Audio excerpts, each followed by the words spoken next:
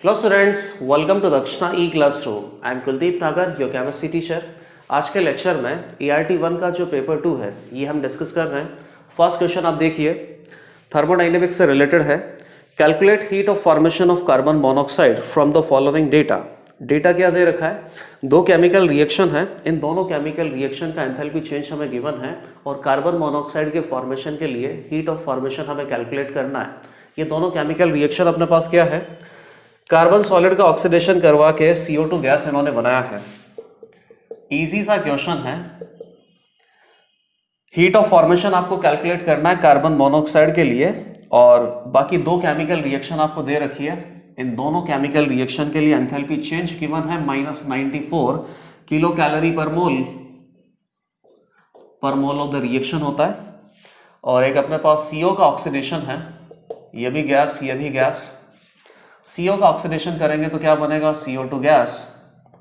और इस particular reaction के लिए भी एंथैल्पी चेंज आपको गिवन है -136 किलो कैलोरी पर मोल ऑफ रिएक्शन।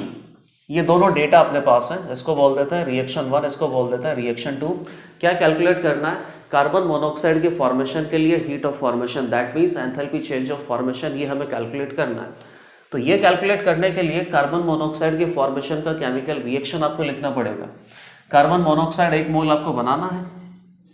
कहाँ से बनेगा बेटा? एलिमेंट अपने पास कौन है? कार्बन और ऑक्सीजन। ऑक्सीजन नेचर में कैसे मिलता है? O2 gas. कार्बन का क्या लेना पड़ेगा? Carbon solid graphite.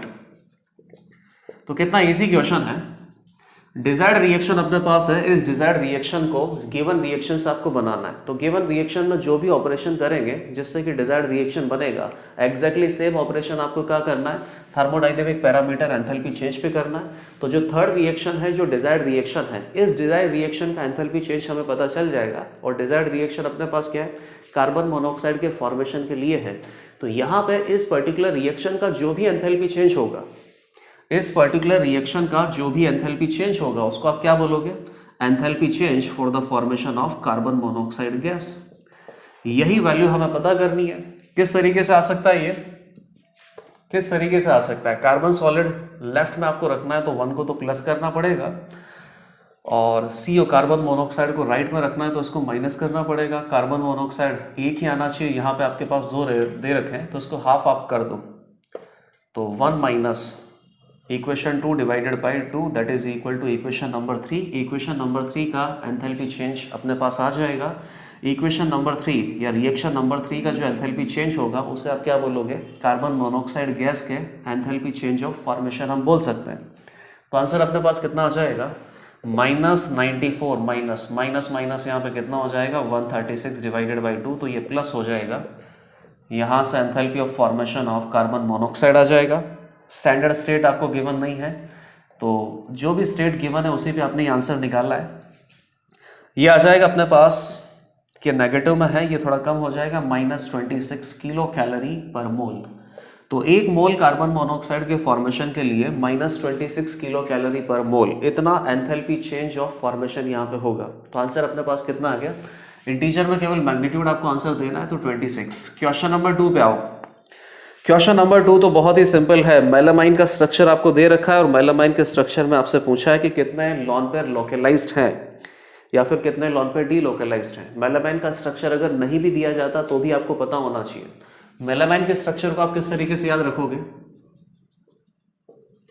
C3N3NH2 whole thrice.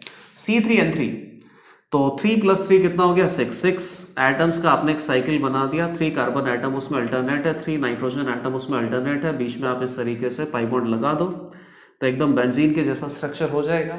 Carbon की एक वैलेंसी यहाँ पे खाली है, नाइट्रोजन की 3 वैलेंसी होती है वो कंप्लीट है। कार्बन की खाली वैलेंसी को कंप्लीट करने के लिए आपने क्या लगा दिया? NH2। तो ये NH2 अपने पास सिंगल बॉन्डेड है, लॉन पेयर गैप और पाई। इस तरीके से सिंगल बॉन्डेड नाइट्रोजन की जो लॉन पेयर है ये तो डीलोकलाइज्ड है, लेकिन ये डबल बॉन्डेड नाइट्रोजन जो है, जैसे पाइरिडीन में अपने पास होता है, नाइट्रोजन का लॉन पेयर कैसा होता है? लोकलाइज्ड होता है। सिमिलरली 3 नाइट्रोजन एटम जो कि अपने पास साइक्लिक रिंग का पार्ट है, इन 3 नाइट्रोजन एटम पे लॉन पेयर लोकलाइज्ड है। तो 3 लॉन पेयर यहाँ पे लोकलाइज्ड हो गए। इसका आंसर हो गया अपने पास 3। क्वेश्चन नंबर 3 पे आ जाओ। How many of the following given compounds are more acidic than parachlorophenol. तो ये तो बहुत ही सिंपल क्वेश्चन है और बहुत सारी स्ट्रक्चर बना के दे रखी है, सारी स्ट्रक्चर मैं यहाँ पे बनाऊंगा नहीं, सिंपली आपको बता देता है कि पैराक्लोरोफिनॉल से ज्यादा एसिडिक कौन है। तो फिनॉल से ज्यादा एसिडिक कौन होता है? कार्बोक्सिलिक एसिड होता है, सल्फोनिक एसिड होता है। तो जितना भी कार्बोक्सिलिक एसिड या सल्फोनिक एसिड के एग्जाम्पल दे रखे हैं वो सारे तो क्लोरोफिनॉल से ज्यादा एसिडिक होंगे, क्लोरोफिनॉल से ज्यादा एसिडिक होंगे कार्बोक्सिलिक एसिड के जो एग्जाम्पल आपको दे रखे हैं, सल्फोनिक एसिड के जो एग्जाम्पल आपको दे रखे हैं। इसके अलावा कुछ फिनॉल के एग्जाम्पल भी अपने पास हैं। तो फिनॉल के एग्जाम्पल में ट्राई नाइट्रोफिनॉल है, NO2 का जो -M है वो क्लोरीन के -A से ज़्यादा ही लगेगा। जैसे कि एक एग्जाम्पल मैं आपको बना के दिखा देता हूँ। ट्राई नाइट्रोफिनॉल को क्या बोलते हैं? Picric acid. OH के रेस्पेक्ट में तीनों NO2 कहाँ पे लगे हुए? ऑर्थो और पैरा पे। तो NO2 का क्या ऑपरेट होगा? -M ऑपरेट होने की वजह से ट्राई नाइट्रोफिनॉल का जो एसिडिक स्ट्रेंथ है वो क्लोरोफिनॉल से तो ज़्यादा ही आएगा। तो सारे सल्फोनिक एसिड, सारे कार्बोक्सिलिक एसिड और नाइट्रोफिनॉल का जो एसिडिक स्ट्रेंथ है वो क्लोरोफिनॉल से ज़्यादा होगा। टोटल इसका आंसर अपने पास कितना आ जाएगा? 8 आ जाएगा। कुछ पर्टिकुलर फिनॉल इसमें दे रखे हैं जो कि क्लोरोफिनॉल से कम एसिडिक हो सकते हैं। टोटल एग्जाम्पल अपने पास 10 है। इन 10 में से 2 फिनॉल ऐसे होंगे जो क्लोरोफिनॉल से कम एसिडिक होंगे, वो दोनों फिनॉल मैं यहाँ पे लिख देता हूँ। First is para-methyl phenol, para-methyl phenol और पैराइथाइल फिनॉल। ये दोनों क्लोरोफिनॉल से कम एसिडिक होंगे क्योंकि इथाइल और मिथाइल, CH3 ग्रुप क्या लगा सकता है? +I लगा सकता है। पैरा पे लगा हुआ है तो 3 अल्फा हाइड्रोजन से +Hc भी लगा सकता है। और +Hc अगर यहाँ पे लगेगा तो क्लोरोफिनॉल के कंपैरिजन में ये जो दोनों फिनॉल है इनका एसिडिक स्ट्रेंथ कम आएगा, क्लोरोफिनॉल का ज्यादा आएगा। टोटल 10 एग्जाम्पल दे रखे हैं, 10 में से ये दोनों लेस एसिडिक हो गए। तो रेस्ट 8 जो फिनॉल के एग्जाम्पल दे रखे हैं वो सारे क्लोरोफिनॉल से ज्यादा एसिडिक हो गए। तो क्वेश्चन नंबर 3 का आंसर अपने पास कितना हो गया? 8। क्वेश्चन नंबर 4 पे आओ। Question number 4, 1 mole of monoatomic ideal gas is subjected to irreversible adiabatic expansion, irreversible adiabatic expansion, 1 mole monoatomic ideal gas है against a constant external pressure of 1 atm starting from initial pressure of 5 atm and initial temperature of 300 Kelvin till the final pressure is 2 atm। तो final pressure अपने पास 2 atm है, initial pressure 5 atm है। Pressure कम हो रहा है, इसका मतलब कि गैस एक्सपेंड हो रहा है। irreversible adiabatic expansion of ideal gas। तो ये तो मैंने आपको बता ही रखा है कि जब भी अपने पास रिवर्सिबल या इररिवर्सिबल एडियाबैटिक एक्सपेंशन या कंप्रेशन ऑफ आइडियल गैस के क्वेश्चन आते हैं तो इसमें आपको फाइनल टेम्परेचर कैलकुलेट करना होता है। इस क्वेश्चन में भी आपको फाइनल टेम्परेचर कैलकुलेट करके ही बाकी सब आंसर बताना है। और चाहे इररिवर्सिबल एडियाबैटिक हो चाहे रिवर्सिबल एडियाबैटिक हो, दोनों केसेस में फाइनल टेम्परेचर आप किस तरीके से कैलकुलेट करते हो, इसके लिए काफी सारे क्वेश्चन हमने कर रखे हैं। क्या क्वेश्चन पूछा है? What is the magnitude of work done in this particular process. तो एडियाबैटिक प्रोसेस है, delta U is equal to Q plus W है। Q की वैल्यू 0 होती है तो W कितना आ जाता है? Delta U which is what? NCV dt। Integrate करोगे तो डेल्टा T हो जाएगा, T2 माइनस T1। T1 आपको पता है, बस ये कैलकुलेट कर लिया, वर्क डन की वैल्यू आ जाएगी। इररिवर्सिबल एडियाबैटिक में फाइनल टेम्परेचर आप कैसे कैलकुलेट करोगे? P into V raised to power gamma that is equal to constant. ये रिवर्सिबल एडियाबैटिक के लिए वैलिड होता है, तो यहाँ पे तो ये आंसर लगा नहीं सकते। फर्स्ट लॉ थर्मोडाइनेमिक्स ही अप्लाई करना पड़ेगा। N C V delta T is equal to work. तो एन सी वी कितना हो गया? 3/2 delta T T2 minus T1। T1 कितना है? 300 kelvin. That is equal to W। W कितना हो गया? -P external dot dV।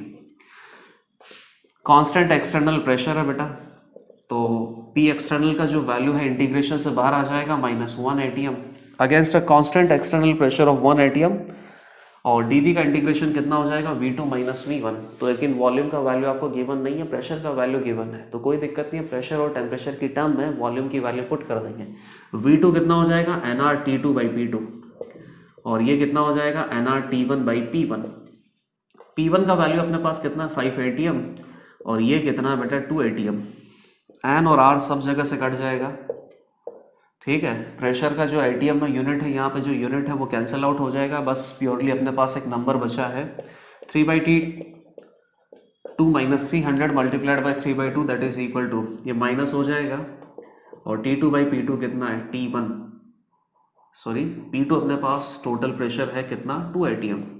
Minus minus plus हो जाएगा, T1 कितना है 300 डिवाइडेड बाई ये कितना हो गया 5, 3/T2 minus T2 4T/2 which is what 2T2, ये आ जाएगा।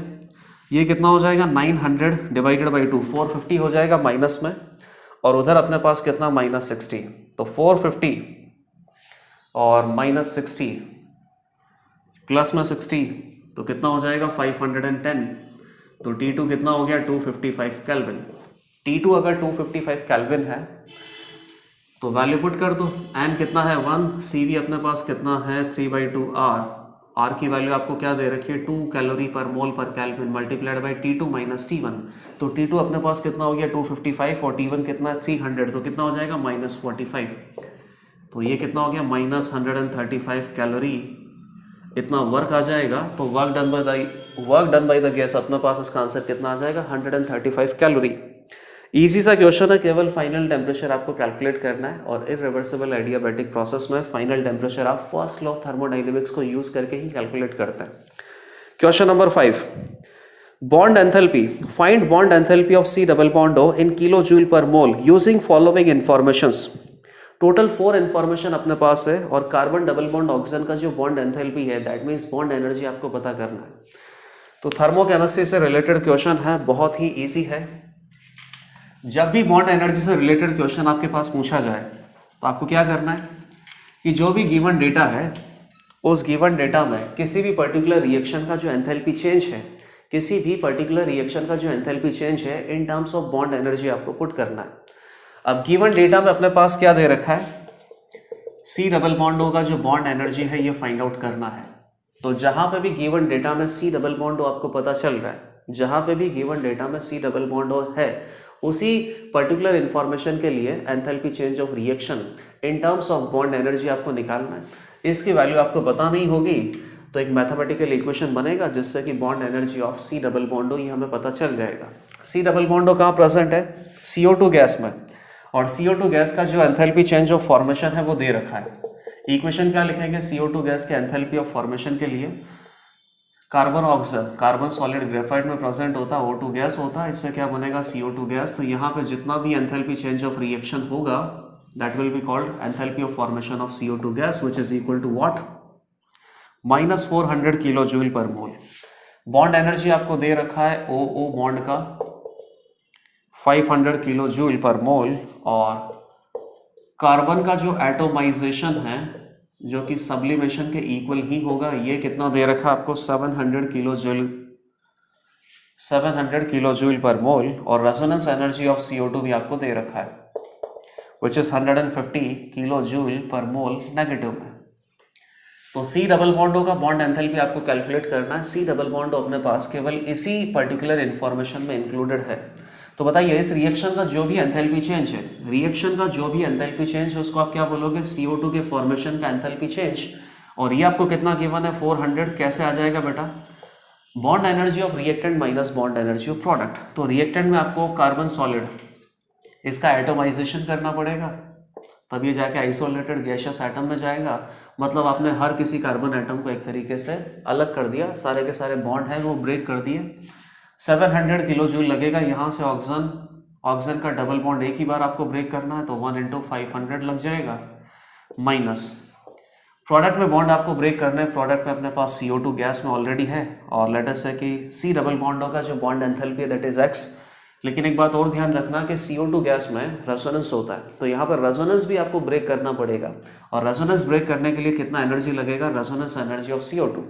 अब रेजोनेंस एनर्जी किसी भी मॉलिक्यूल का नेगेटिव में ही आपको दिया जाता है, लेकिन आप यहाँ पे सोचो रेजोनेंस आपको ब्रेक करना है तो एनर्जी देना पड़ेगा, तो -150 नहीं लिखना है, +150 लिखना है रेजोनेंस ब्रेक करने के लिए। तो amount of energy required to break all the bond of reacted minus amount of energy required to break all the bonds on all the resonance of product that is equal to enthalpy change of reaction which is what -400 kilo joule per mole. कितना हो जाएगा ये 1200 minus का 1600 हो गया, ये कितना हो गया -2x, और ये कितना हो जाएगा +150 हो जाएगा, तो ये कितना हो गया -450 that is equal to -2x। x is equal to कितना आ जाएगा 725 किलो जूल पर मोल। 725 किलो जूल पर मोल इतना एनर्जी प्रोवाइड करवाना पड़ेगा, तब जाके सी डबल बॉन्ड, ये जो बॉन्ड है ये ब्रेक हो सकता है। तो ये भी क्वेश्चन बहुत ईजी है। थर्मोकेमिस्ट्री के तो सारे क्वेश्चन ईजी होते हैं। Question number 6, how many exchanges are allowed in half-filled d subshell where value of magnetic quantum number m would be minus l plus 1 to plus l plus 1। यहाँ पर इन्होंने क्या किया है कि d सबशेल में जो मैग्नेटिक क्वांटम नंबर m का वैल्यू है, यूजुअली जो आपको पता है उससे चेंज कर दिया है। मैग्नेटिक क्वांटम नंबर से आपको क्या पता चलता है, किसी भी सबशेल में प्रेजेंट ऑर्बिटल कितने होते हैं। डी सबशेल की बात है तो डी सबशेल के लिए एजिमुथल क्वांटम नंबर एल कितना होता है बेटा, 2 होता है। क्वेश्चन नंबर 6, डी सबशेल की अगर बात है तो डी सबशेल में azimuthal quantum number L equal to 2 होता है। तो एम इक्वल टू कितना आता है, minus l to plus l, तो minus 2 to plus l, that means plus 2। Integral value में आप इंक्रीमेंट करते जाओ, टोटल अपने पास कितनी वैल्यूज आती है, 5। इसीलिए आपको क्या पता है कि डी सबशेल में कितने ऑर्बिटल होते हैं, 5 ऑर्बिटल। लेकिन अभी ये क्या बोल रहा है कि m equal to minus L plus 1 to minus L plus 1 to plus L plus 1, ये वैल्यूज आपको रखनी है। तो ये सारी कितनी वैल्यूज अपने पास हो सकती है, पहले तो वो कैलकुलेट करना पड़ेगा, उससे आपको पता चलेगा कि डी सबशेल में कितने ऑर्बिटल हैं। तो कितना हो गया, डी सबशेल के लिए l इक्वल टू 2 होता है, 2 प्लस 1 कितना हो गया, minus 3 2 plus 3, minus 3 minus 2 minus 1 0 plus 1 plus 2 1 plus 3, total 7 orbital होंगे। 7 ऑर्बिटल का ये जो डी सबशेल है ये आपको कैसा बनाना है, हाफ फिल्ड, 1 2 3 4 5 6 और ये 7। अब आपको ये पता करना है कि हाफ फिल्ड इस डी सबशेल के अंदर कितने नंबर ऑफ एक्सचेंजेस अलाउड हैं। तो एक्सचेंजेस आपको कैलकुलेट करना ही आता है। एक्सचेंजेस का मतलब क्या होता है कि किसी भी सबशेल में जो इलेक्ट्रॉन प्रेजेंट है, इस इलेक्ट्रॉन की जगह सेम स्पिन के और इक्वल एनर्जी के बाकी कितने इलेक्ट्रॉन यहाँ पे आ सकते हैं, कितने इलेक्ट्रॉन से इसको एक्सचेंज किया जा सकता है। तो उसका स्पिन अगर ऐसा है प्लस हाफ, तो पहली बात तो प्लस हाफ वाले इलेक्ट्रॉन से ही इसको एक्सचेंज किया जा सकता है। और कौन से इलेक्ट्रॉन से एक्सचेंज किया जा सकता है, ऐसा इलेक्ट्रॉन जिनका एनर्जी क्या हो, इसके इक्वल हो। तो एक ही सबशेल के जो सारे ऑर्बिटल्स होते हैं, उन सारे ऑर्बिटल्स को क्या बोलते हैं, डीजेनरेट ऑर्बिटल, क्योंकि इन सबकी जो एनर्जी लेवल है वो इक्वल होता है। तो बताइए इस इलेक्ट्रॉन को एक्सचेंज करने के लिए आप कितने इलेक्ट्रॉन यहाँ पे ला सकते हो, रेस्ट 6 इलेक्ट्रॉन से इसको एक्सचेंज किया जा सकता है।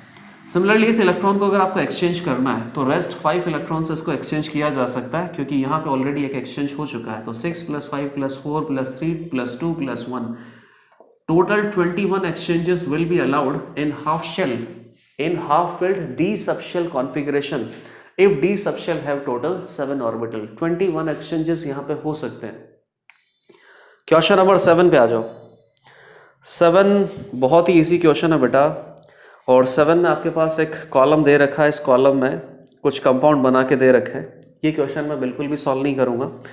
कंपाउंड में आपके पास जैसे कि कार्बोक्सिलिक एसिड एक दे रखा है, एंथ्रासीन दे रखा है, एक और कंपाउंड बना के दे रखा है। अगेन एक और बेंजीन वाला जो कंपाउंड है, इसमें COOH NH2 CHO ऐसे फंक्शनल ग्रुप लगा रखे हैं। अब इसको आपको सेकंड कॉलम से मैच करना है, और सेकंड कॉलम में क्या लिखा हुआ है, double bond equivalent that is equal to 10। तो डबल बॉन्ड इक्विवेलेंट किसको बोलते हैं, DU को। और डिग्री ऑफ अनसैचुरेशन किसी भी कंपाउंड का आप कैलकुलेट कर सकते हो, तो ये तो आप मैच कर लोगे।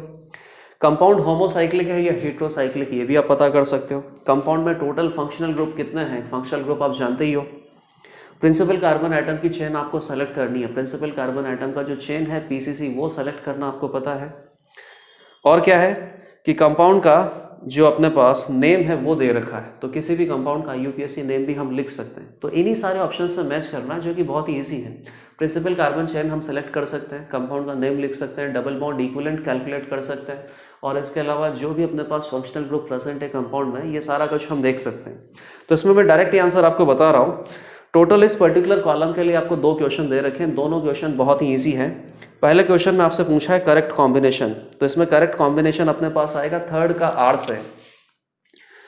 क्वेश्चन नंबर 7 है, और क्वेश्चन नंबर 7 में जो थर्ड कॉम्बिनेशन, क्वेश्चन नंबर 7 का जो फर्स्ट ऑप्शन है, फर्स्ट ऑप्शन में कॉम्बिनेशन आपको दे रखा है थर्ड का R से, यही करेक्ट है।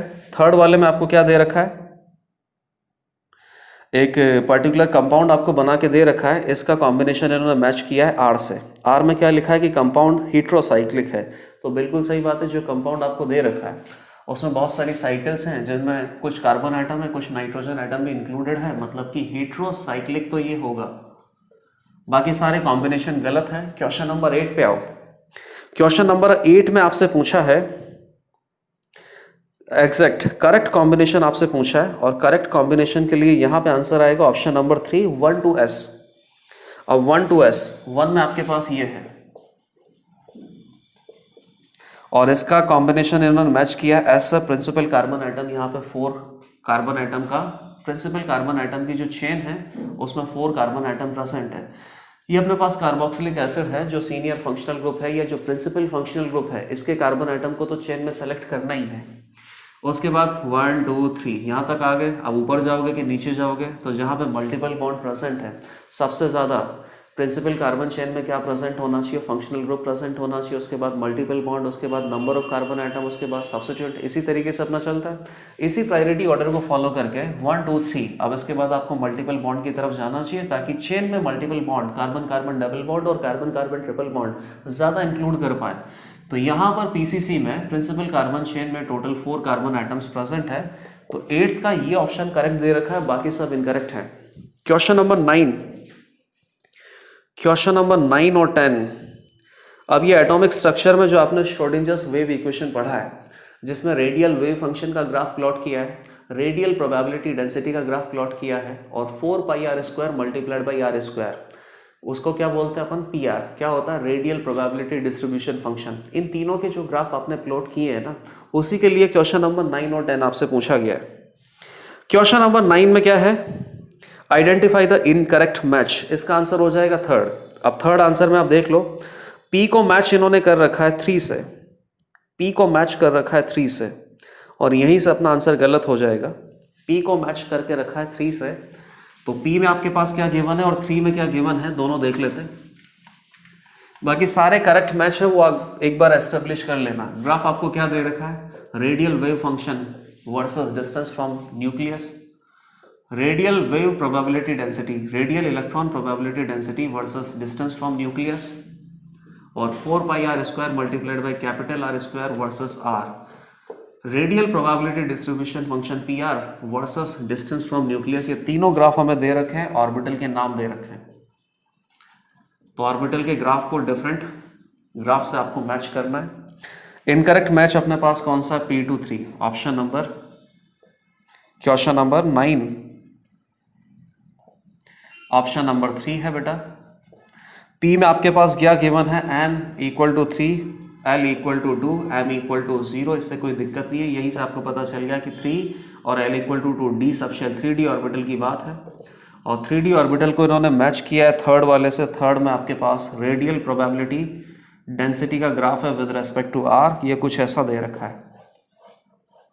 तो बेटा ये 1 टाइम यहाँ पे कट कर गया। पहली बात तो न्यूक्लियस से स्टार्ट है, R = 0 पे रेडियल प्रोबेबिलिटी डेंसिटी का जो वैल्यू है ये 0 है। इसका मतलब P orbital, D orbital, F orbital किसी का भी ग्राफ हो सकता है। कितनी बार कट कर रहा है, एक बार अगर कट कर रहा है ये, तो 3D के लिए 0 रेडियल नोड होता है और 1 रेडियल नोड यहाँ पे है, मतलब कि 4D ऑर्बिटल का ग्राफ है। इन्होंने किसका दे रखा है, 3D ऑर्बिटल का। गलत है। क्वेश्चन नंबर 10 पे आओ। क्वेश्चन नंबर 10 में भी इसी तरीके से आपको आइडेंटिफाई करना है। 9 में इनकरेक्ट आइडेंटिफाई करना था, 10 में करेक्ट आइडेंटिफाई करना है। अब करेक्ट यहाँ पे कौन सा हो सकता है, करेक्ट के लिए आपको ऑप्शन नंबर 1 चूज करना पड़ेगा। P आपने मैच कर रखा है, Q मैच कर रखा है, R मैच कर रखा है, S मैच कर रखा है। देख लेते हैं सारे करेक्ट हैं या नहीं है, इसमें सारे बना लेते हैं। P अपने पास है n = 3, L = 2, M नहीं बनाऊंगा, उससे कोई साबित नहीं होगा। 3D ऑर्बिटल है, 1 और 5 से मैच कर रखा है, ये 1 है और ये 5 है अपने पास। 5 में क्या है, number of radial node that is equal to 0, number of radial node that is equal to 0। 1 में अपने पास ये है, तो बिल्कुल सही है। रेडियल प्रोबेबिलिटी डिस्ट्रीब्यूशन फंक्शन के जो ग्राफ है सारे ऑर्बिटल के लिए 0 से स्टार्ट करता है, और 3D ऑर्बिटल की बात है। 3D ऑर्बिटल के लिए कितना रेडियल नोड होता है, 0। तो ये ग्राफ कितनी बार कट करना चाहिए, 0 टाइम्स। कट नहीं कर रहा है, मतलब 3D के लिए रेडियल प्रोबेबिलिटी डिस्ट्रीब्यूशन फंक्शन का ये जो ग्राफ है ये करेक्ट मैच है। रेडियल नोड इसके लिए कितना होगा, 0। 3D के नीचे कोई 2D तो होता नहीं है, कि 2D और 3D के बीच में यहाँ पे रेडियल नोड आए, ऐसा बिल्कुल नहीं है। न्यूक्लियस के जस्ट बाहर अगर डबल डंबल शेप में आपको इलेक्ट्रॉन मिलते हैं इस तरीके से, न्यूक्लियस है ये, न्यूक्लियस के जस्ट बाहर डबल डंबल शेप में अगर आपको इलेक्ट्रॉन मिलने का प्रोबेबिलिटी है, तो इस शेप या इस रीजन को आप क्या बोलते हो, 3D ऑर्बिटल। तो 3D ऑर्बिटल के लिए रेडियल नोड अपने पास कितना आएगा, 0। आप चाहे तो फॉर्मूला भी यूज कर सकते हैं n-l-1। यहां से भी अपने पास रेडियल नोड कितना आएगा, 0 3D ऑर्बिटल्स के लिए। Q को मैच कर रखा है इन्होंने 1 और 5 से, और R को 5 से मैच कर रखा है, S को 3 से मैच कर रखा है, 1 और 5। Q में क्या है, n = 2 और L = 1, मतलब कि 2p की बात है। 2p 1 से मैच करेगा, रेडियल प्रोबेबिलिटी डिस्ट्रीब्यूशन फंक्शन के सारे ग्राफ 0 से स्टार्ट होते हैं। 2p के लिए रेडियल नोड कितना आता है, 0। रेडियल नोड 0 है तो इसी से मैच करेगा, रेडियल नोड 0 है तो 5 वाले से भी मैच करेगा। ऑप्शन नंबर R को 5 से मैच कर रखा है। R अपने पास क्या है, n = 3, L = 1।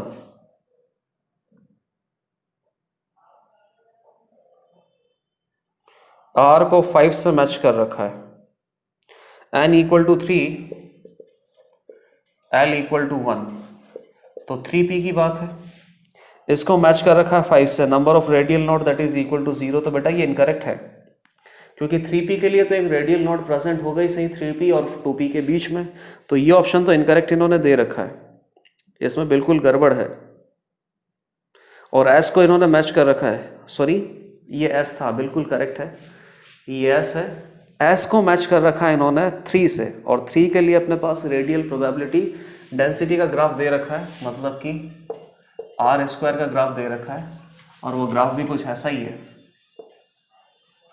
1 टाइम कट कर रहा है तो 1 टाइम कट होना चाहिए, क्योंकि यहाँ पर रेडियल नोड अपने पास कितना आ जाएगा, 1 आ जाएगा। कहाँ प्रेजेंट होगा, 3p और 2p ऑर्बिटल के बीच में। तो s वाला भी करेक्ट है, q वाला करेक्ट है, p वाला करेक्ट है। r वाला और दिखा देता हूँ मैं आपको। r वाले में क्या दे रखा है आपको, r का 5 दे रखा है, और r में n = 1 है, L = 0 है, मतलब ये किसकी बात हो गई, 1s की। 1s के लिए रेडियल नोड कितना होता है, 0। रेडियल नोड अगर 0 है तो ये ऑप्शन नंबर 5 से मैच करेगा। रेडियल नोड अगर 0 है तो ये ऑप्शन नंबर 1 से भी मैच करेगा। लेकिन ऑप्शन नंबर 1 से इन्होंने मैच करके नहीं दे रखा, उससे कोई दिक्कत नहीं है। इनकरेक्ट तो नहीं दिया है ना, कम से कम करेक्ट ही दिया है।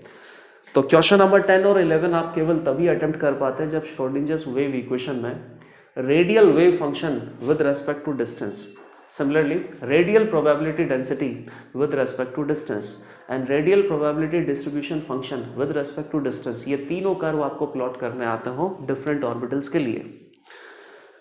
क्वेश्चन नंबर 11 पे आ जाओ। अच्छा, ये क्वेश्चन नंबर 9 और 10 था। क्वेश्चन नंबर 11 आप देखो, which of the following are incorrect options about bond length of indicated bond. तो रेजोनेंस से रिलेटेड क्वेश्चन है GOC 1 में, और काफ़ी सारे बॉन्ड यहाँ पे इंडिकेटेड है। आपको आइडेंटिफाई करना है कि बॉन्ड लेंथ के रेस्पेक्ट में कौन सा करेक्ट ऑप्शन या इनकरेक्ट ऑप्शन आपको दे रखा है। तो इजी सा क्वेश्चन है, ऐसे कोई डिफिकल्टी है नहीं इसमें। C2H6, C2H4, C2H2,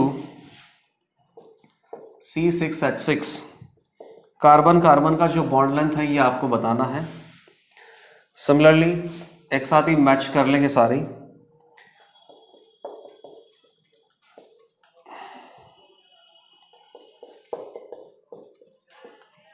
ये बॉन्ड पे इन्होंने इंडिकेट किया हुआ ABC, carbon double bond oxygen, ऐसा कुछ आंसर बना के दे रखा है। एनालीन में कार्बन नाइट्रोजन बॉन्ड पे इंडिकेटेड है X, Y और Z। एक एनालीन है अपने पास, एक साइक्लोहेक्सेन अमाइन है, और एक साइक्लोहेक्सेन इमाइन है, Y और Z। और फोर्थ में अपने पास है ब्यूटाडाइन में जो carbon carbon single bond present होता है उसके ऊपर इंडिकेटेड है, और यहाँ पे सिंपली ब्यूटेन है। कौन सा ऑप्शन यहाँ पे इनकरेक्ट है ये आपको देखना है। तो फर्स्ट ऑप्शन हम देखते हैं, कार्बन कार्बन बॉन्ड लेंथ के बारे में दे रखा है। कार्बन कार्बन बॉन्ड यहाँ पे एक ही प्रेजेंट है, इसमें सिंगल बॉन्ड है C2H6, इसमें डबल बॉन्ड है, इसमें अपने पास ट्रिपल बॉन्ड है, और इसमें पार्शियल डबल बॉन्ड होगा। ये ऐसा है, ये ऐसा है, और ये बेंजीन है। तो यहाँ तक तो ये ठीक था, लेकिन ये बिल्कुल लास्ट में इन्होंने पटक दिया, ये बिल्कुल गलत है। यहाँ कौन सा डबल बॉन्ड और सिंगल बॉन्ड दोनों होते हैं, दो इक्विवेलेंट रेजोनेटिंग स्ट्रक्चर बनती है, दोनों का एवरेज लोगे तो रेजोनेंस हाइब्रिड बनेगा। रेजोनेंस हाइब्रिड में सारे कार्बन कार्बन बॉन्ड यहाँ पे पार्शियल डबल बॉन्ड कैरेक्टर के होते हैं, और पार्शियल डबल बॉन्ड में एग्जैक्ट जो डबल बॉन्ड का पार्शियल डबल बॉन्ड कैरेक्टर में जो बॉन्ड ऑर्डर आता है वो एग्जैक्ट 1.5 आता है। तो इसको बेसिकली यहाँ पे आना चाहिए। सिंगल बॉन्ड का जो लेंथ है वो ज़्यादा होगा, उससे कम पार्शियल डबल बॉन्ड का होगा, उससे कम डबल बॉन्ड का होगा, और उससे कम ट्रिपल बॉन्ड का होगा। ट्रिपल बॉन्ड सबसे मजबूत है तो इसका जो बॉन्ड लेंथ है वो स्मॉलेस्ट आएगा। पहला गलत है। सेकंड, इसका जो बॉन्ड लेंथ है इन्होंने ज़्यादा दे रखा है, बिल्कुल गलत है बेटा। ये तो प्योरली डबल बॉन्ड है 2.0। यहाँ पर रेजोनेंस है बेटा, रेजोनेंस होगा तो इसका जो बॉन्ड ऑर्डर है वो 2.0 से क्या हो जाएगा, कम हो जाएगा। डबल बॉन्ड में सिंगल बॉन्ड कैरेक्टर आने लग जाएंगे, तो डबल बॉन्ड का तो जो बॉन्ड लेंथ है वो कम होगा, और इस जो बॉन्ड का ये जो पार्शियल डबल बॉन्ड है इसका लेंथ यहाँ पे इंक्रीज हो जाएगा। सिमिलरली एक्स है और ये वाई है, ये भी गलत है बेटा। नाइट्रोजन का जो लॉन पेयर है कार्बन डबल बॉन्ड कार्बन के साथ रेजोनेंस कर रहा है, तो सिंगल बॉन्ड में डबल बॉन्ड के कैरेक्टर आएंगे, तो यहाँ तो इसका जो बॉन्ड लेंथ है वो डिक्रीज होगा। ये तो प्योरली सिंगल बॉन्ड है, और प्योरली सिंगल बॉन्ड का जो बॉन्ड लेंथ है वो सबसे ज़्यादा होता है। ये सिंगल बॉन्ड है, ये भी सिंगल बॉन्ड है, लेकिन ये तो प्योरली सिंगल बॉन्ड है, और जो प्योरली सिंगल बॉन्ड है उसका जो बॉन्ड लेंथ है वो इसके कंपैरिजन में ज़्यादा होगा, क्योंकि यहाँ पे ये जो सिंगल बॉन्ड है इसमें रेजोनेंस की वजह से पार्शियल डबल बॉन्ड कैरेक्टर आएगा। पार्शियल डबल बॉन्ड कैरेक्टर आने की वजह से बॉन्ड ऑर्डर इंक्रीज होगा, बॉन्ड लेंथ डिक्रीज होगा। तो चारों ही ऑप्शन यहाँ पे गलत दे रखे हैं, तो ए बी सी डी चारों के चारों ऑप्शन यहाँ पे आंसर हो जाएंगे। इनकरेक्ट आपसे पूछा था। नेक्स्ट क्वेश्चन नंबर 12 पे आ जाओ। क्वेश्चन नंबर 12 में आपसे पूछा है कि which of the following options are correct. अब ये भी एग्जैक्टली जीओसी से रिलेटेड क्वेश्चन है और काफी लंबा है, क्योंकि चारों ही ऑप्शन आपको चेक करने पड़ेंगे।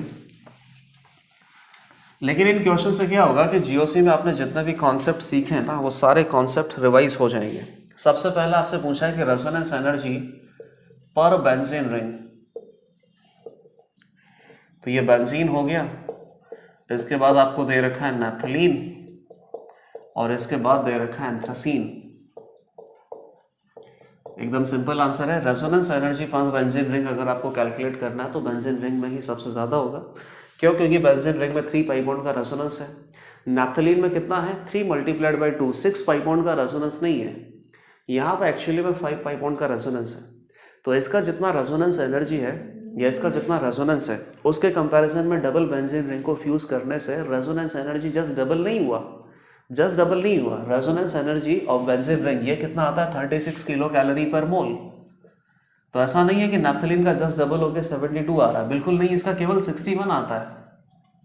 अब ये तो मैं डेटा आपको बता रहा हूँ, लेकिन विदाउट डेटा भी आप आंसर ला सकते थे कि यहाँ पर 3 पाई बॉन्ड का रेजोनेंस है और यहाँ पर बेंजीन रिंग 3 पाई बॉन्ड का रेजोनेंस नहीं होगा, एक तरीके से 2.5 पाई बॉन्ड का रेजोनेंस होगा। तो रेजोनेंस एनर्जी पर बेंजीन रिंग यहाँ पे डिक्रीज होगा। जितना ज़्यादा साइक्लिक या पॉलीसाइक्लिक बेंजोनेट कंपाउंड्स में नंबर ऑफ बेंजीन रिंग्स बढ़ता जाएगा तो रेजोनेंस तो बढ़ता जाएगा। 3 पाई बॉन्ड से ज़्यादा 5 पाई बॉन्ड का रेजोनेंस होता है। रेजोनेंस तो बढ़ता जाएगा लेकिन रेजोनेंस एनर्जी पर बेंजीन रिंग या रेजोनेंस पर बेंजीन रिंग वो कम होता जाएगा। तो रेजोनेंस एनर्जी ज़्यादा किसकी है? एंथ्रासीन की। लेकिन रेजोनेंस एनर्जी पर बेंजीन रिंग वो किसकी ज़्यादा है? बेंजीन की। कितनी आएगी? 36 डिवाइडेड बाई 1। इसका कितना आएगा? 61 डिवाइडेड बाई 2। और इसका रेजोनेंस एनर्जी आता है 84 किलो कैलोरी पर मोल। लेकिन अगर आपने इसमें 3 का डिवाइड कर दिया तो पर बेंजीन रिंग रेजोनेंस एनर्जी कितना आएगा? केवल 28 आएगा। यहाँ पे 30.5 आएगा। रेजोनेंस एनर्जी पर बेंजीन रिंग बेंजीन का ही ज़्यादा होता है। रेजोनेंस एनर्जी पर बेंजीन रिंग अगर बेंजीन का ज़्यादा है तो बेंजीन का जो एरोमेटिक कैरेक्टर है वो भी ज़्यादा होगा, बेंजीन की जो स्टेबिलिटी है वो भी ज़्यादा होगी। अगर ये ज़्यादा स्टेबल है तो किसी भी पर्टिकुलर रिएक्शन में ज़्यादा रिएक्टिव कौन होगा? बेंजीन से ज़्यादा रिएक्टिव कौन होगा? एंथ्रासीन। एंथ्रासीन अगर ज़्यादा रिएक्टिव है तो लेस स्टेबल है, और लेस स्टेबल ही हमें ऑलरेडी पता चल चुका है क्योंकि इसका रेजोनेंस एनर्जी पर बेंजीन रिंग कम है। क्वेश्चन नंबर 12 का जो ऑप्शन नंबर 2 है, हीट ऑफ हाइड्रोजनेशन का ऑर्डर आपको दे रखा है। तो ये सभी मतलब कि आपको कॉन्सेप्ट रिवाइज करने के लिए ही दे रखे हैं। हीट ऑफ हाइड्रोजनेशन का जो ऑर्डर है वो भी बहुत अच्छे से दे रखा है। ऑप्शन 2 आप देखिए, इसमें 3 पाई बॉन्ड है, अगले में 2 पाई बॉन्ड है, अगले में 1 पाई बॉन्ड है। अब ऐसा मत बोल देना कि यहाँ पर रेजोनेंस ज़्यादा तो ये ज़्यादा स्टेबल है, ऐसा कुछ नहीं है। Heat of hydrogenation depends on number of pi bond, जहाँ पे नंबर ऑफ पाई बॉन्ड ज़्यादा होंगे उसका हाइड्रोजनेशन ज़्यादा होगा, तो जो हाइड्रोजनेशन में एनर्जी रिलीज होता है वो भी ज़्यादा रिलीज होगा। सबसे पहले नंबर ऑफ पाई बॉन्ड देखा जाता है, फिर नंबर ऑफ पाई बॉन्ड अगर सेम होते हैं तो हीट ऑफ हाइड्रोजनेशन को कंपेयर करने के लिए स्टेबिलिटी ऑफ कंपाउंड हम देखेंगे। फिलहाल नंबर ऑफ पाई बॉन्ड से ही आंसर आ गया। Heat of combustion, again same answer बेटा। कंबशन में आप किसको देखते हो? कार्बन एटम्स को, और नंबर ऑफ कार्बन एटम ही अगर ज़्यादा है तो हीट ऑफ कंबशन भी क्या होगा? ज़्यादा। नंबर ऑफ कार्बन एटम अगर सेम है तब कंपाउंड की स्टेबिलिटी से चेक करते हैं, कंपाउंड जितना ज़्यादा स्टेबल होगा हीट ऑफ कंबशन उतना ही कम होगा, लेकिन फिलहाल नंबर ऑफ कार्बन एटम से ही आंसर आ रहा है। स्टेबिलिटी ऑफ एल्कीन, अब यहाँ कार्बन एटम से तो कोई मतलब नहीं है, क्योंकि एल्कीन की स्टेबिलिटी बेसिकली पाई बॉन्ड की स्टेबिलिटी होती है। पाई बॉन्ड का जो स्टेबिलिटी है 12 alpha hydrogen, 9 alpha hydrogen, 6 alpha hydrogen, 3 alpha hydrogen, तो ये अपने पास स्टेबिलिटी का ऑर्डर दे रखा है। चारों ही ऑप्शन यहाँ पे करेक्ट है। क्वेश्चन नंबर 13 पे आ जाओ। Which of the following are incorrect IUPAC names. तो ये क्वेश्चन तो मैं बिल्कुल सॉल्व नहीं करने वाला। किस तरीके से इस क्वेश्चन को सॉल्व किया जाता है अप्रोच में आपको एक बार बता देता हूँ। इसमें जो भी IUPAC नेम दे रखे हैं ना, इन IUPAC नेम से आप क्या बनाओ? स्ट्रक्चर बनाने के बाद आपको लॉजिक तो पता ही है कि पहले प्रिंसिपल कार्बन चेन सेलेक्ट करना होता है, फिर नंबरिंग करना होता है, फिर नेमिंग करना होता है। तो जो स्ट्रक्चर आपने यहाँ से बनाया, इसकी मदद से बनाया, उस स्ट्रक्चर का आप अपने अकॉर्डिंग सही IUPAC नेम लिखो, और जो सही IUPAC नेम अगर जो आपका आता है वो ऑप्शन में दिए गए IUPAC नेम से अगर अलग है, मतलब कि ये गलत दे रखा है। एक ऑप्शन में सॉल्व करके दिखा देता हूँ। 2 इथाइल 3 मिथाइल पेंटेन। पेंटेन कितना होता है बेटा? 5 कार्बन एटम, 1 2 3 4 5। इस तरीके से मैंने कोई भी नंबरिंग कर दिया, क्योंकि अभी तो मुझे क्या करना है? स्ट्रक्चर से, सॉरी नेम से मैं स्ट्रक्चर बना रहा हूँ, स्ट्रक्चर से नेम नहीं बना रहे। 2 इथाइल 3 मिथाइल, ये इथाइल और ये 3 मिथाइल, ये नाम दे रखा है इसने 2 इथाइल 3 मिथाइल पेंटेन।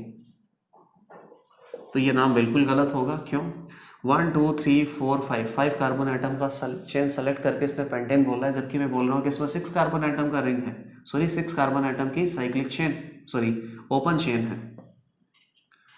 1 2, ये मिथाइल था ना, 3 4 5 6 कार्बन आइटम की चेन है अगर यहाँ पे, तो इसका करेक्ट IUPAC नेम में जो वर्ड रूट है वो क्या आना चाहिए? हेक्सेन आना चाहिए। वो आपको नहीं दे रखा है, मतलब कि पहला ऑप्शन इनकरेक्ट है। बाकी के ऑप्शन भी आप इसी तरीके से चेक करना। क्वेश्चन नंबर 14 पे आ जाओ।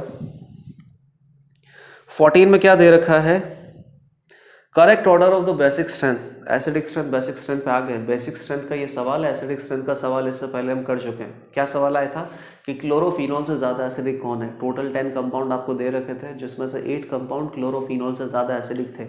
अब ये बेसिक स्ट्रेंथ का सवाल आ गया। बेसिक स्ट्रेंथ में बेसिकली क्या होता है? Lone pair donating tendency. सबसे पहले तो कंपाउंड में आपको एक ऐसा एटम आइडेंटिफाई करना होता है जहाँ पे लोन पेयर प्रेजेंट है, क्योंकि जिसके पास लोन पेयर प्रेजेंट है वही तो लोन पेयर डोनेट कर सकता है। और अब इस एटम के पास इलेक्ट्रॉन डेंसिटी जितना ज़्यादा है, इलेक्ट्रॉन डेंसिटी जितना ज़्यादा है, जितना इजीली इलेक्ट्रॉन डोनेट कर सकता है, उतना ही ज़्यादा बेसिक स्ट्रेंथ होगा। तो बेसिक स्ट्रेंथ आइडेंटिफाई करना है। टोटल 4 ऑप्शन आपको दे रखे हैं, करेक्ट कौन सा ये देखना है। इजी क्वेश्चन है। इनफैक्ट ऐसा लग रहा है कि मल्टीपल चॉइस क्वेश्चंस में तो आपको हर कोई ऑप्शन देखना पड़ेगा अच्छे से, और जब आप ऑप्शंस को देख रहे हो ना तो पूरा कंप्लीट चैप्टर आपका रिवाइज हो रहा है। बेसिक स्ट्रेंथ पहला क्या है? C triple bond N, C double bond N और C single bond N। Basic strength ऐसा दे रखा है तो बिल्कुल सही है। नाइट्रोजन एटम अपने पास लॉन पेयर डोनेटिंग एटम है। उसके बाद क्या देखते हैं कि कौन सा लॉन पेयर लोकलाइज्ड है, कौन सा डीलोकलाइज्ड है। सारे के सारे लोकलाइज्ड हैं। ये sp कार्बन है, ये sp2 कार्बन है और ये sp3 कार्बन है। sp3 कार्बन का जो लॉन पेयर है वो इजीली डोनेट किया जा सकता है, क्योंकि sp3 में जो परसेंटेज इस कैरेक्टर है वो कम होता है, मतलब इस नाइट्रोजन एटम की इलेक्ट्रॉन नेगेटिविटी कम है, तो लॉन पेयर डोनेटिंग टेंडेंसी क्या होगी? ज़्यादा होगी। ऑप्शन सेकंड, इसमें अपने पास NH2 मतलब कि पेंटेनामाइन आपको दे रखा है 1 2 3 4। ब्यूटेनामाइन की स्ट्रक्चर है बेसिकली ये, और इसमें डिफरेंट जगह पे NO2 इन्होंने प्लेस कर रखा है। तो जो लॉन पेयर डोनेटिंग एटम है नाइट्रोजन एटम, उसके पास लॉन पेयर प्रेजेंट है, सब जगह लोकेलाइज लॉन पेयर है, सब जगह sp3 नाइट्रोजन एटम ही है। केवल आपको यहाँ पे जो ग्रुप प्रेजेंट है इस ग्रुप की वजह से बेसिक स्ट्रेंथ पे इफेक्ट देखना है। NO2 इलेक्ट्रॉन विड्रॉइंग ग्रुप होता है और NO2 का बेसिकली यहाँ पे -I लग रहा है, -M नहीं लग सकता क्योंकि कॉन्जुगेटेड सिस्टम नहीं है। और जितना ये NO2 NH2 ग्रुप से दूर जाता जाएगा इसका -I क्या हो जाएगा, उतना ही कम। -I मतलब हो गया electron withdrawing effect. Electron withdrawing effect जितना कम होगा बेसिक स्ट्रेंथ उतनी ही ज़्यादा होगी। तो बेसिक स्ट्रेंथ अपने पास ज़्यादा किसका होना चाहिए, जिसमें NO2 NH2 से सबसे दूर लगा हुआ है, ये ऑर्डर होना चाहिए। इन्होंने भी यही दे रखा है, third CH3 minus NH2 minus OH minus F minus, ये बेसिक स्ट्रेंथ का ऑर्डर है तो बिल्कुल गलत है। हर कोई अपने पास एनाइन है, एनाइन मतलब इलेक्ट्रॉन पेयर है डोनेट करने के लिए। अब जिसके पास एनाइन ज़्यादा स्टेबल होगा तो एनाइन मतलब इलेक्ट्रॉन पेयर को ही अपने पास रखेगा, डोनेट नहीं करेगा।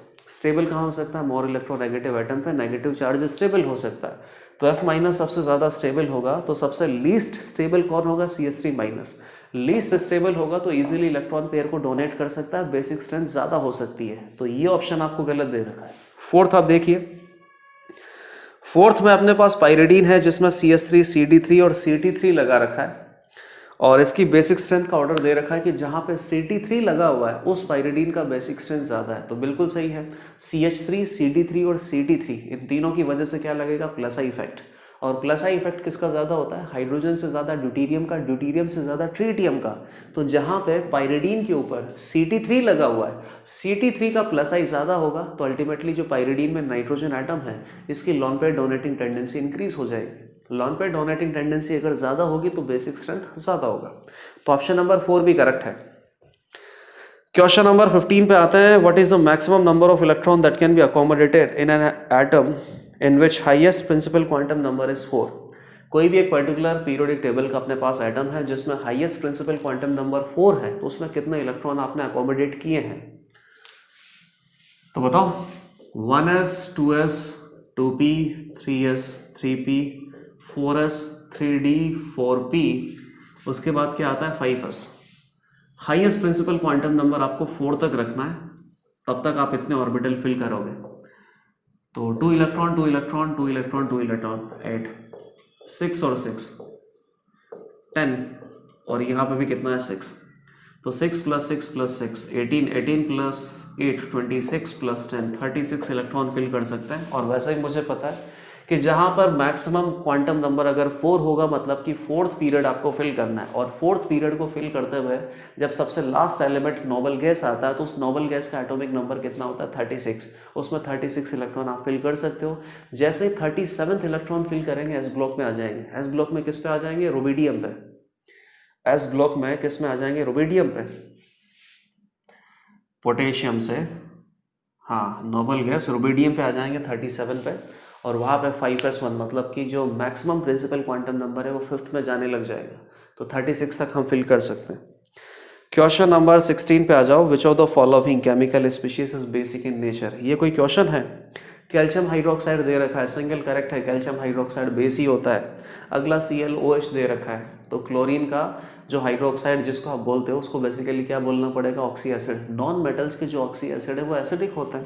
ClOH दे रखा है, Cl2OH मतलब कि ClO2OH दे रखा है मतलब HClO3 है, और एक और क्या दे रखा है SO2OH होल ट्वाइस, अब किसको क्या बोलेंगे H2SO4। H2SO4 एसिडिक है, HClO3 एसिडिक है, HClO एसिडिक है, लेकिन कैल्शियम हाइड्रोक्साइड अपने पास क्या होता है, बेसिक होता है।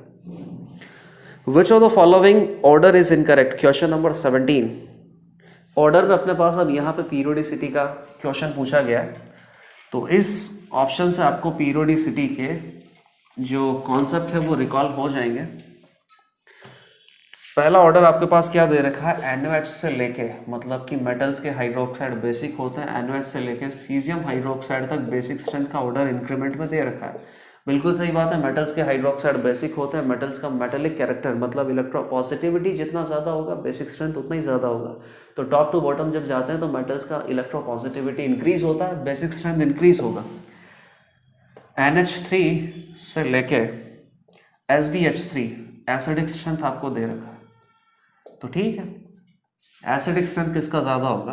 तो एसिडिक स्ट्रेंथ कैलकुलेट करने के लिए आपको क्या करना पड़ेगा, नाइट्रोजन हाइड्रोजन का बॉन्ड या sp हाइड्रोजन का बॉन्ड ब्रेक करना पड़ेगा, H+ यहाँ से हटाना पड़ेगा। बॉन्ड जितना ज़्यादा स्ट्रांग होगा इस बॉन्ड को ब्रेक करना उतना ही मुश्किल होगा, मतलब कि H+ आयन को यहाँ से रिलीज करना उतना ही मुश्किल होगा और एसिडिक स्ट्रेंथ क्या आएगा, कम आएगा। तो सबसे ज़्यादा स्ट्रांग बॉन्ड आपको कहाँ मिलेगा, NH3 में, और सबसे वीक बॉन्ड आपको कहाँ पे मिलेगा, SbH3 में। टॉप टू बॉटम अगर जाएंगे तो एटम्स का जो साइज है वो बढ़ता जाता है। साइज जितना ज़्यादा बड़ा होगा इसका एटॉमिक ऑर्बिटल की साइज बढ़ जाएगी। एटॉमिक ऑर्बिटल की साइज बढ़ जाएगी तो Sb का जो एटॉमिक ऑर्बिटल है और हाइड्रोजन का जो एटॉमिक ऑर्बिटल है इनके बीच में ओवरलैपिंग कम होगा, बॉन्ड स्ट्रेंथ डिक्रीज होगा, और बॉन्ड स्ट्रेंथ अगर डिक्रीज होगा तो H+ यहाँ से उतना ही ईजिली लूज किया जा सकता है। तो एसिडिक स्ट्रेंथ का ये ऑर्डर आपको दे रखा है, करेक्ट है। गैलियम, जिंक और Hg, तो ये जिंक होता है, जिंक के बाद इधर गैलियम आता है, इधर एल्यूमिनियम आता है, यहाँ पे Cd होता है और ये Hg होता है। इसमें अपने पास आयोनाइजेशन एनर्जी का जो ऑर्डर है वो क्या दे रखा है, गैलियम का कम है, जिंक का ज़्यादा, Hg का ज़्यादा, Hg का ज़्यादा है, गैलियम का सबसे कम है, ये लोएस्ट है और ये हाईएस्ट है। तो आपको क्या लग रहा है कि टॉप टू बॉटम जाते हैं तो आयोनाइजेशन एनर्जी डिक्रीज होता है, बिल्कुल सही बात है। जिंक से कम आयोनाइजेशन एनर्जी किसका होगा, कैडमियम का। ये 3D सीरीज है, ये 4D सीरीज है, या 5D सीरीज है, लेकिन 4D सीरीज से आयोनाइजेशन एनर्जी ज़्यादा किसका होता है, 5D सीरीज का। क्यों? क्योंकि 5D सीरीज की जब बात आती है तो कहीं ना कहीं आपको 4f ऑर्बिटल भरना पड़ता है, और 4f में जब ऑर्बिटल में इलेक्ट्रॉन आप फिल करोगे तो 4f का पुअर शील्डिंग इफेक्ट होता है। पुअर शील्डिंग इफेक्ट होगा तो क्या होगा, ये जो न्यूक्लियस है लास्ट इलेक्ट्रॉन को बहुत अच्छे से अट्रैक्ट कर सकता है। शील्डिंग इफेक्ट अगर पुअर होगा तो Z इफेक्टिव ज़्यादा होगा, और Z इफेक्टिव ज़्यादा होगा तो आयोनाइजेशन एनर्जी की वैल्यू इंक्रीज हो जाती है। तो आयोनाइजेशन एनर्जी 4D से ज़्यादा किसका होता है, 5D का, और 5D का आयोनाइजेशन एनर्जी कितना ज़्यादा हो जाता है, इनफैक्ट 3D से भी ज़्यादा हो जाता है। तो आयोनाइजेशन एनर्जी का ऑर्डर अपने पास करेक्ट कैसा आता है, 3D से कम होना चाहिए 4D और 4D से ज़्यादा होना चाहिए 5D, लेकिन 5D का इतना ज़्यादा हो जाता है कि 3D से भी ज़्यादा आ जाता है। और ये अपने पास जो वैल्यूज़ है उन वैल्यूज़ को देख के ये कंक्लूजन यहाँ पे निकाला गया है। तो 5D, 3D और 4D।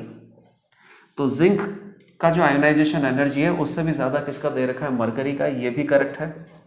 और फोर्थ ऑप्शन आप देखिए, इंडियम, टैलियम, गैलियम और बोरॉन का आयोनाइजेशन एनर्जी आपको दे रखा है। तो 13 ग्रुप में ये जो बोरॉन वाला ग्रुप है इसमें आयोनाइजेशन एनर्जी के एक्सेप्शन आते ही हैं। टॉप टू बॉटम जाएंगे तो आयोनाइजेशन एनर्जी डिक्रीज होना चाहिए, ठीक है, ये ऑर्डर होना चाहिए। लेकिन क्या होता है, एल्यूमिनियम की जो आयोनाइजेशन एनर्जी है वो गैलियम से ज़्यादा आ जाती है और इंडियम का टैलियम से ज़्यादा आ जाता है। तो सबसे ज़्यादा किसका होना चाहिए, इंडियम का होना चाहिए, सबसे ज़्यादा इंडियम का होना चाहिए। इंडियम का इन्होंने ज़्यादा नहीं दे रखा है, इंडियम का कम दे रखा है, और इंडियम से ज़्यादा टेलियम का दे रखा है, जबकि टेलियम का तो कम होना चाहिए, इंडियम का ज़्यादा होना चाहिए। तो फोर्थ ऑप्शन इनकरेक्ट है, रेस्ट 3 ऑप्शंस यहाँ पे करेक्ट थे। आंसर कौन सा हो जाएगा, ऑप्शन नंबर 4। क्वेश्चन नंबर 18 बहुत ही इजी क्वेश्चन है, ये तो थ्योरेटिकल है basically. Which of the following is correct at 298 kelvin.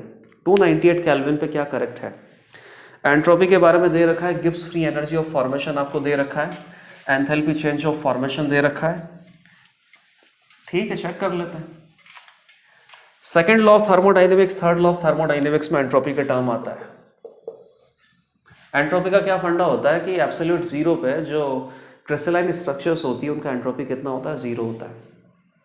यहाँ पे आपके पास एंट्रोपी CH4 का क्या दे रखा है, ग्रेटर देन जीरो, टेम्परेचर आपको दे रखा है 298।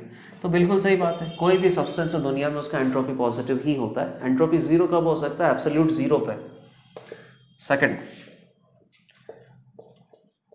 CH4 गैस के जो फॉर्मेशन है इसमें गिब्स फ्री एनर्जी चेंज की जो वैल्यू है ये जीरो दे रखी है, बिल्कुल गलत है। Gibbs free energy change of the formation at standard state can be zero, but that can be zero only for elements, compounds के लिए नहीं होता बेटा। जैसे कि कार्बन ग्रेफाइट के लिए Gibbs free energy change of formation zero हो सकता है, हाइड्रोजन गैस के लिए जीरो हो सकता है, लेकिन CH4 तो एक कंपाउंड है जो कि कार्बन और हाइड्रोजन से मिलकर बना है। कंपाउंड के लिए Gibbs free energy change of formation ये जीरो नहीं हो सकता।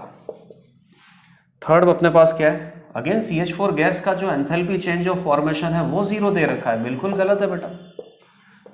और हाइड्रोजन गैस का जो एंथैल्पी चेंज है फॉर्मेशन प्रोसेस का, ये 0 दे रखा है, ये बिल्कुल सही है क्योंकि हाइड्रोजन गैस एलिमेंटल स्टेट में एज अ हाइड्रोजन गैस ही आपको मिलेगा, मोस्ट स्टेबल स्टेट है। और जो भी अपने पास एलिमेंट्स होते हैं नेचुरल स्टेट में या मोस्ट स्टेबल स्टेट में, इनका एंथैल्पी चेंज ऑफ फॉर्मेशन वो कितना होता है, 0 होता है, ये हमें अज्यूम करना पड़ता है। तो यहाँ पे टोटल 18 क्वेश्चन इस पेपर के हमने डिस्कस कर लिए। पेपर बहुत ही इजी लेवल पे था, ऐसा कोई डिफिकल्ट है नहीं है, लेकिन अगर आपने रिवीजन अच्छे से किया होगा तो इस पेपर में अच्छा स्कोर हो सकता है। ठीक है।